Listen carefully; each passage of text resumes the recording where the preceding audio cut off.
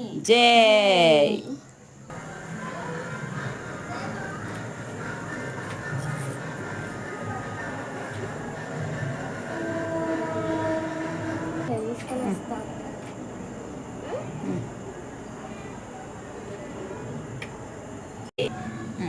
కట్న పెట్టేసాం.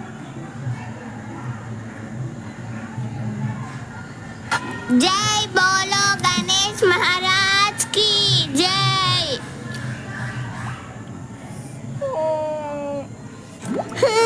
గణేష్ నీళ్ళు వేయద్దు, గణేష్ కావాలి నాకు.